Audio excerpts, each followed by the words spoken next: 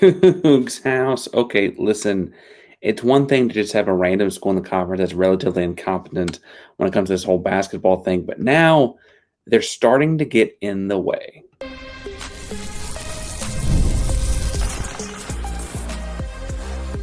You are Locked On Cougs, your daily podcast on the Houston Cougars, part of the Locked On Podcast Network, your team every day.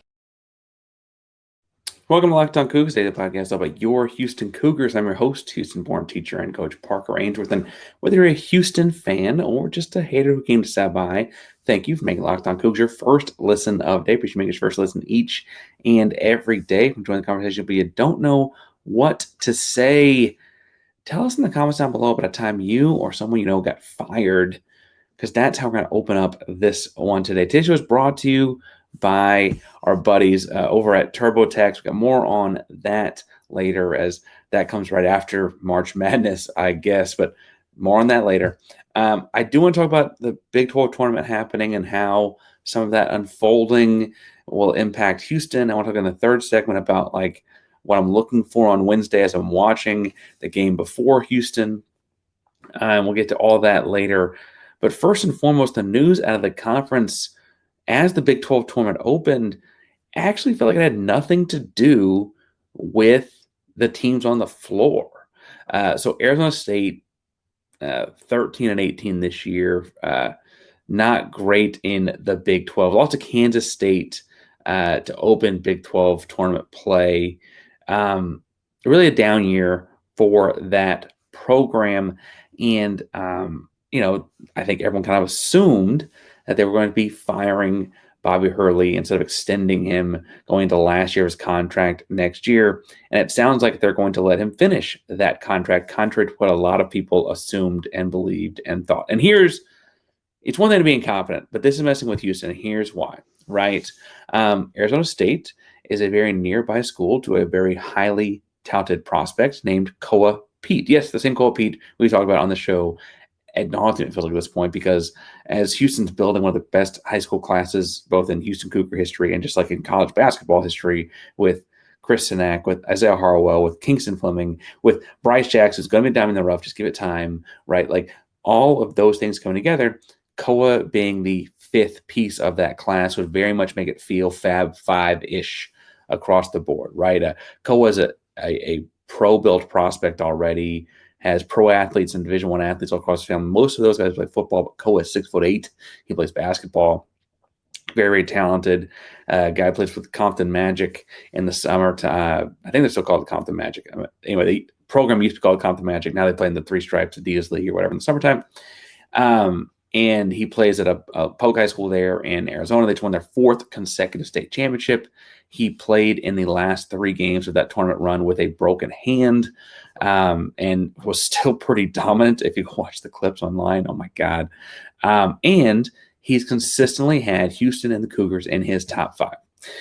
He's from Arizona, as we mentioned. He has had Arizona and Arizona State very high. He would like to have his family able to see him at games. It's a family-oriented guy, and that's why he fits in with the Houston culture, is he's a good kid as well, right? But for all the things Houston has, they can't just magically make Houston and Arizona closer together, right? So it's kind of a disadvantage. And frankly, he has not committed yet, as we sit here on recording on March 11th for March 12th. Had not committed to a college yet. He has his pick of the litter, and frankly, he's the kind of prospect that if he says he wants to come play for you, you make room. He's just really good. He's just really, really good. And, he might only be around for 1 year, and that rubs people the wrong way. That's the way college basketball is these days. But reportedly, earlier in this recruiting process, it came out that he didn't like the way Arizona was going to use him as a more traditional power forward down close to the block. He sees himself as a perimeter guy. Also, he will be a perimeter guy in the NBA, so that's natural. Why take a year off of being a perimeter guy? Arizona State, I think, was more friendly to that. But there's been these whispers the whole time about Arizona State getting rid of their coach. They're 13-18. They're not winning any games. The program's kind of taking a downward spiral. And Hurley's been there since 2015. like 14, 15. Anyway, been there a long time, going into 11th year's contract next year, because that means he got there in the fall of 15. Anyway, and I I think the big deal was one of the hangups was that Koa was kind of waiting to see what everything looked like at the end of the season. We talk about it Houston's perspective, like what the roster looks like. If JoJo Tugler were getting a bunch of pro calls to go to the NBA or whatever, or if there were just open spots in that sense, he would probably look at Houston a little bit differently because there were suddenly forward spots open in the starting lineup that were kind of naturally opening. If he also has Texas and Baylor on his list, which is, I guess out of those, I'd almost rather him go to Texas because they don't play Houston. Those aren't good options. I don't know. But he has these, seeing what their rosters look like. And I don't think, it's a secret that sounds like Texas is going to probably be changing their basketball coaches well. And so who's the coach going to be there? One of those dominoes was going to be, what does Arizona State do to replace Bobby Hurley? And it sounds like they're not. And so suddenly we're looking at this like, okay, that's just a program being incompetent. They're not firing their basketball coach, even though they don't win any games. And honestly, if I'm looking at like the way this goes, I have heard smoke, and when there's smoke, there's fire about how close he and Bobby are or whatever. If, he's a one and done guy, so it doesn't matter if he's not going to get extended after that one season or whatever as the coach. For what it's worth, part of, I guess, the financial reason Arizona State's doing is that they just paid a football coach, but they have buyouts from previous football coaches, previous ADs. They're trying to find ways to allocate money for the big house settlement coming up. They also just fired a women's coach, who I believe was the highest paid women's coach in the Big 12, making $1.25 million. And so they kind of have a lot to do. And I think the deal was Koa wasn't just going to sign to play for them regardless of who they got as a coach. He wanted to see who they were going to get. They also have Jaden Quaintance, who is not draft eligible, so he will be back for them next year, hoping to pair him with Koa Peat if they can keep things together there in Arizona State. Obviously, changing coaches would have meant all of that changes. And I think the shame here is, for a Houston fan, is like the only reason they would keep Hurley for the last year of his contract is to let this one-and-done team play and then dip on all of them. Right? You're not going to extend a guy for bringing in a one and done and then not doing anything else in the previous 10 years and not having any vision to do anything after that. Right? So this, again, Houston's got a great class. I'm not saying that they can't win a title with those four guys and the guys coming back they've got in 2026. Right? I'm certainly never going to write that off. But the idea of making history here was intriguing. And frankly, the idea of another high-end, think Jarris Walker type of lottery pick publicity for the program when it comes to NBA draft cycles and stuff like that, that would have been a big deal. Now, I think Kristen Ack will do that as well. I think one of Harwell and Kingston will be back for second and third years. I imagine the other is like more like maybe one or two. That'll kind of depend on how they, get featured and who stays and who goes and whatever. But all going to play a lot as freshmen, even relative to what Sampson does. I cannot believe Arizona State is going to keep Bobby Hurley as head coach, ultimately just to kind of get a 1-year rental of a guy like this, and do what's worse for their program when it sounds like this may be in part to build towards that team. Now, this is, I should, say without going too much farther, all tea leaves kind of things, internet sleuthing, people that are in the know and recruiting. Oh, here's what they're doing. I bet this is what they're, oh, that's got to be a connection there. Oh, that's got to be why this happened. Da, da, da. It's not like Arizona State's come out and said that. It's not like Bobby Hurley's come out and said that. It's not like Koa Peat's come out and said that. I just cannot believe that Koa Peat would choose to play for, and this is where I'm like having trouble believing it all the reports around it. I cannot believe that Koa Peat, a consummate winner, 4 state championships in 4 years, again, played in the last tournament with his broken hand, would go play for a coach that, if it were not for Koa, would be getting fired, when his other option is to play for Sampson and company, right? Like, think about the prestige that we see about, everyone talk about Kelvin Sampson, 2-time coach of the year in the Big 12 and his first 2 years back. Now he's here with Houston. They've won the conference in multiple games both years. They're very different looking point guards and how that shapes the team. Right, the Jamal Shed show a year ago with all the other guys getting hurt. This year they're all healthy and it's very much more team-oriented game. They just win in a bunch of different ways because they lead with defense, and that's the consistent thing. I cannot believe that Houston's going to lose out like that because a guy like that doesn't get fired when, for all intents and purposes, he should be. In his career, he's just a little bit over 500. They've been in the first round of the tournament 3 different times in his 10 years. They're not going this year for the 4th. And they got bounced the first round every time they go, even when they were as high up like a 5 seed. Look, our own Locked On Sun Devils host called it the worst season in the history of the program on his show, right? And I know I'm being a little hyperbolic and like I'm maybe being a little greedy and saying I want Koa Peat to come to Houston, but I do want to see him play for Houston. I do want to see what he looks like getting coached by Samson and company. I do think that making history would be really cool with that class. And it's a pretty strong class as it is. They could be a pretty historic class as it goes anyway. That news came out on Tuesday. And I was like, what on this green earth is happening over there in Arizona? I guess they're not so green, though. It's a desert or whatever. Anyway, we got a whole lot more Big 12 stuff to talk about. The Big 12 tournament coming up as well. An upset in the first round could trickle into what happens with Houston. And I want to get to that in a second. But before we get too far, I do want to remind you about today's show being brought to you by TurboTax.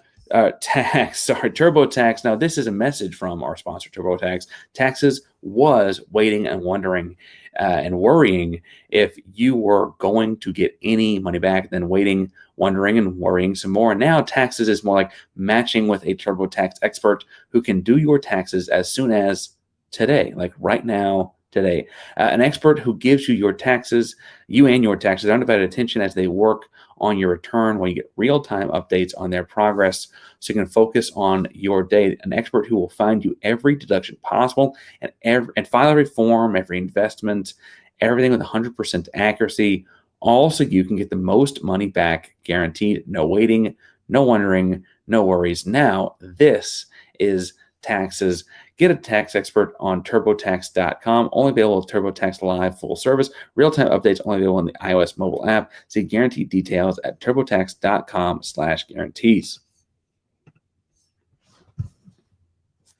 Park Ranger Locked On Coogs here. Looking at the Big 12 tournament and Houston. While they might be getting jerked around a little bit off the court about what's going on in Arizona, I will say that it's interesting to look at what's happening on the court in their portion of the bracket. Now, Houston got a double bye, which means that there's a first-round matchup. This case was between TCU and Colorado. The winner of that game would go on to play a looming West Virginia team on a 1 bye, and then Houston gets to play the winner of all of that on their double bye. And so on Tuesday, in the second game of the day, 2 o'clock Central Time, TCU in their home whites fell to Colorado in an upset. Now, they also lost to Colorado over last weekend. TCU has kind of spiraled, and I made the case going into Tuesday that Houston kind of wanted to see TCU out of those 3 games just because it would be the easiest victory, I think, given the options here. Colorado has not been great this year, but they've been hot as of late.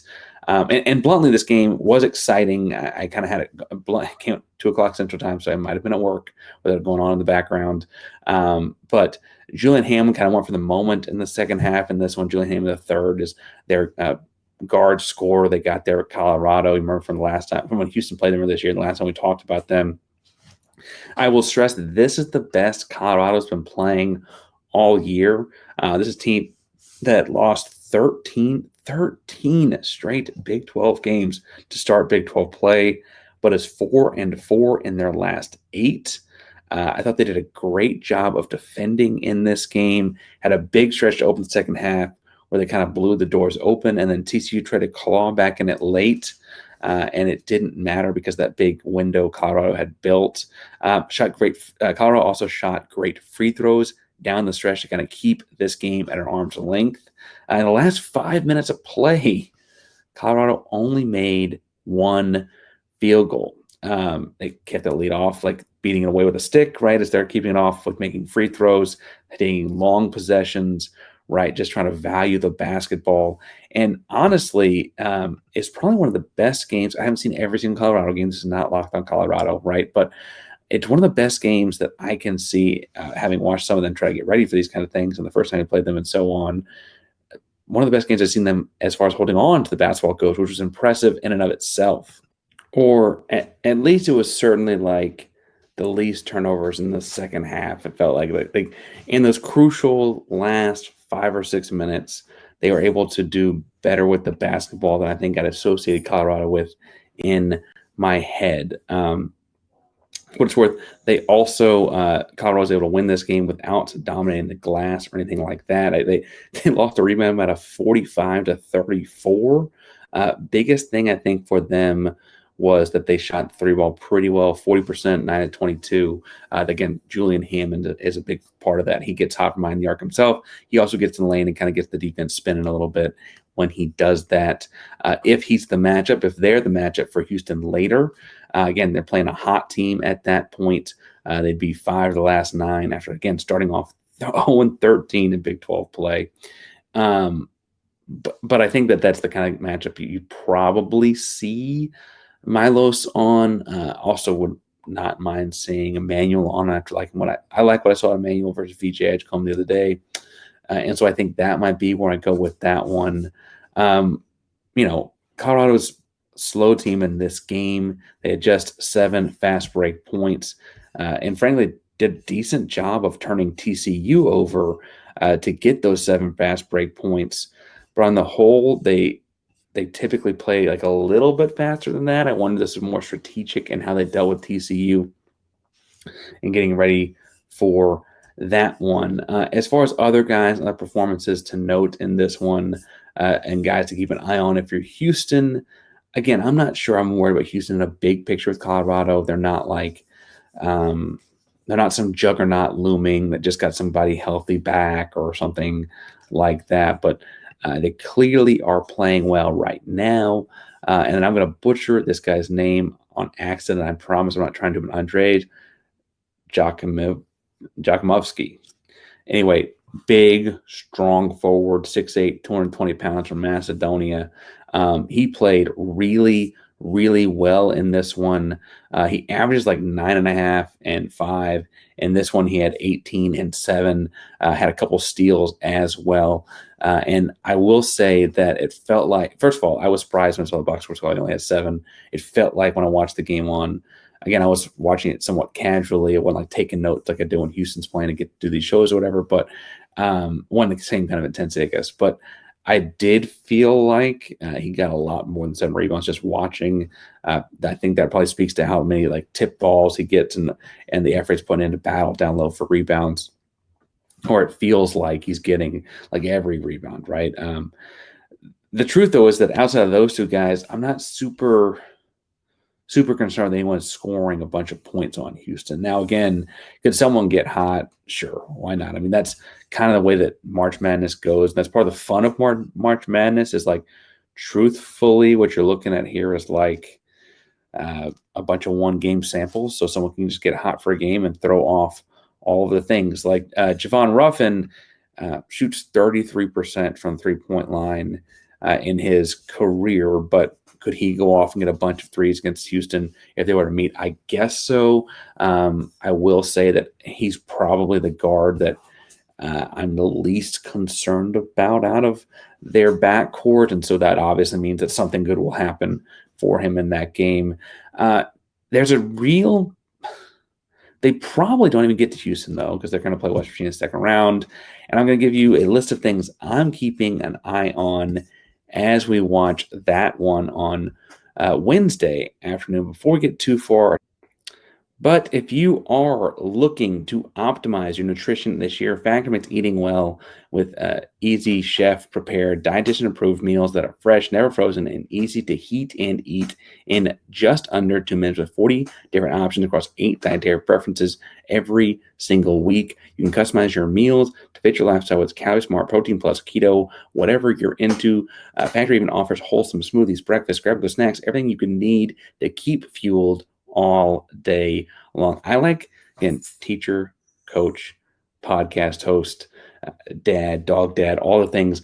Factor takes the stress out of meal planning. The convenience is unbeatable. There's no prep, no mess, just great food, 2 minutes. Eat smart with Factor. Get started at factormeals.com/lockedoncollege50. That's code lockedoncollege50 to get 50% off your first box plus shipping. That's code lockedoncollege50 off at factormeals.com/lockedoncollege50 off to get 50% off plus free shipping on your first box.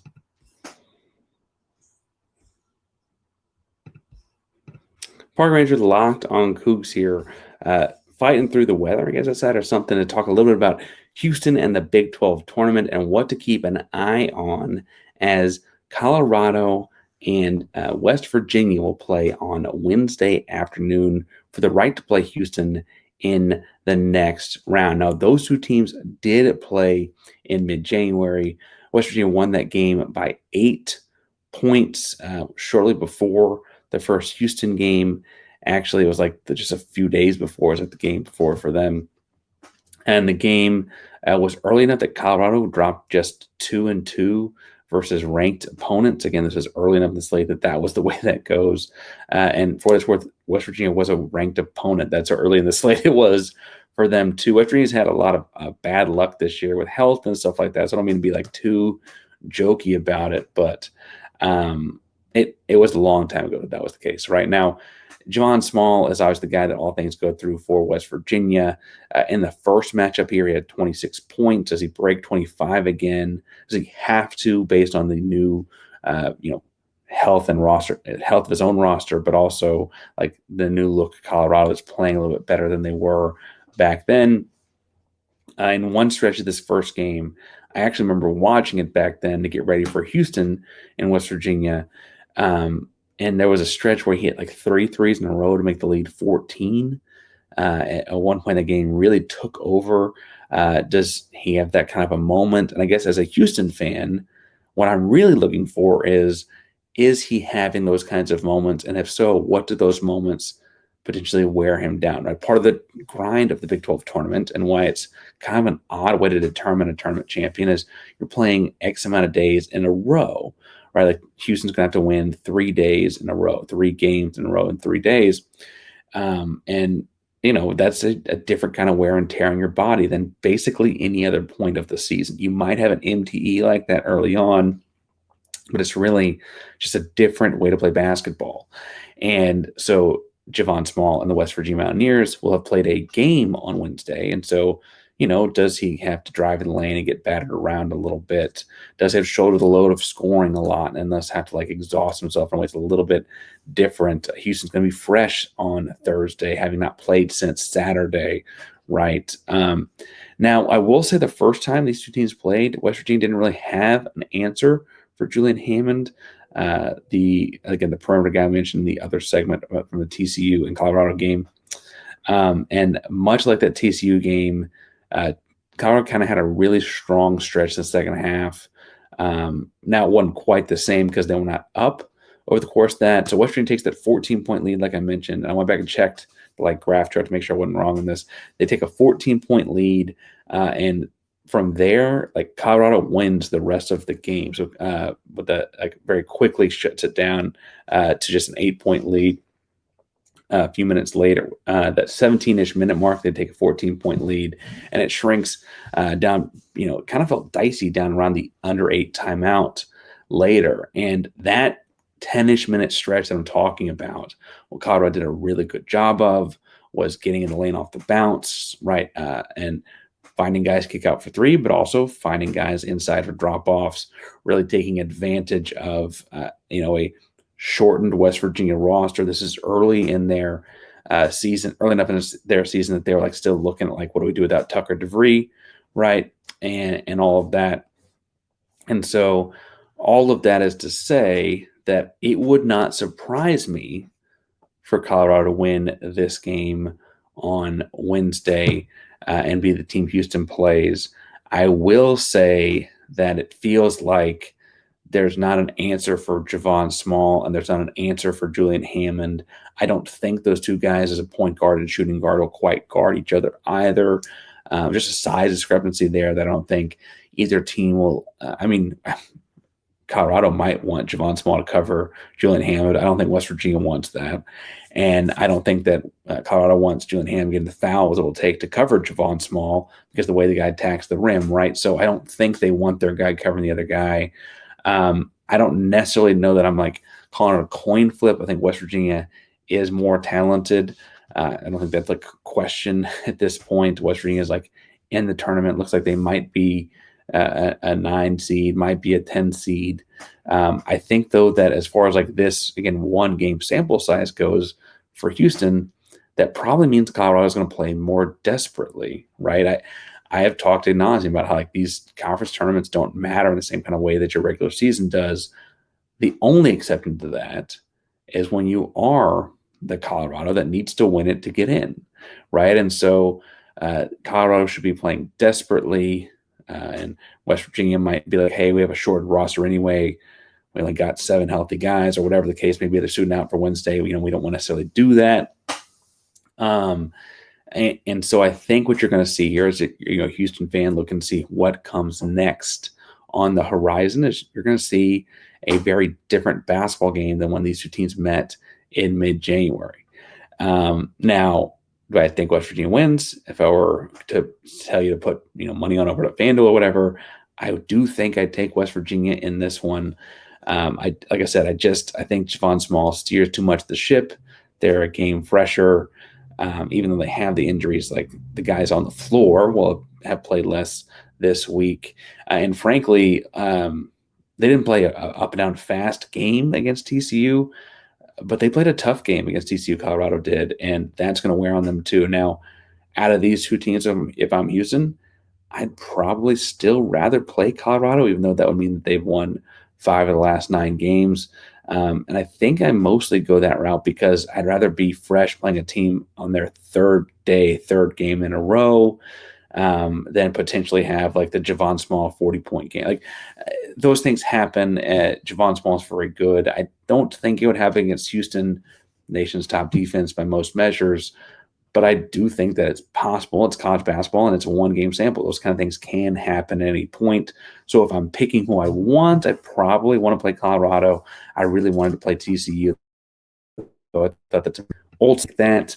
If the game is over, we'll start mapping out what our Thursday looks like as far as getting ready for that game.